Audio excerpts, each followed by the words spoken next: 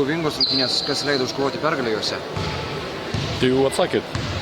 Būtent ta kova, tokia vyriška kova, gal jos nebuvo gražios ar visai švarios, bet galvoju, kad turiu būti patenkintas, kad vyrai nenusileido. Žaidėm be pagrindiniai žaidėjai ir tas toksai spaudimas, kieta gynyba su pastumdymais, palaikymais, kad sugebėjo vyrai rasti išeitį arba lygiai taip pat duoti tokį atkirtį. Tai garbė jiems, kad jie sugebėjo kautis. Tos emocijos, ar laimėjo ta komanda, kuri pirmoji nusiramino šiandieną? Laimėjo ta, kuri geriau žaidė.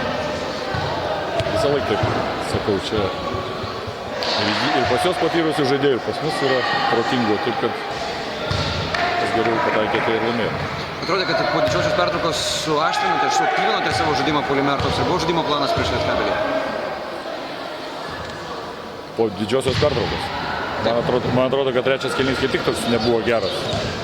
Mes gal norėjom suaktyvinti, bet nesigavo taip.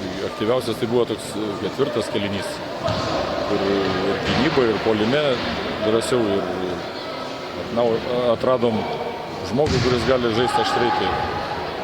Liujisas, tai labai daug, kaip žaidėjams sakiau, Rūbinė, jūs šiandien tokioj sunkioj kovoje įgavot labai daug patirties. Įvairiuose dalykuose, įvairiuose niuansuose, kaip reikia kautis, kas dar turi rezervų, kaip gali žaisti.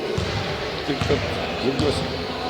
Žiūrovų turbūt šiandien tas emocijos irgi pridėjo gerai kovos. Žiūrovam visada norėjau padėkoti ir už tokį aktyvų palaikymą, kad susirenka, palaiko, tai čia iš tikrųjų daug jėgos duoda. Žmogui ten jau gal jėgos baigėsi, tas toks triukšmas, palaikymas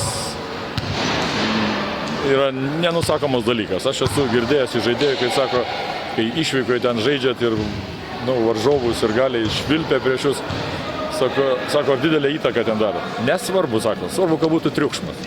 Svarbu, kad būtų salėje emocijos, kad kažkas tai šaukia, rėkia, o ne kad tylu. Tai tada žaidėjai užsiveda, geriau žaidžia. Tai ačiū dienos ir galėm, nes iš tikrųjų jie nuoširdžiai palaiko.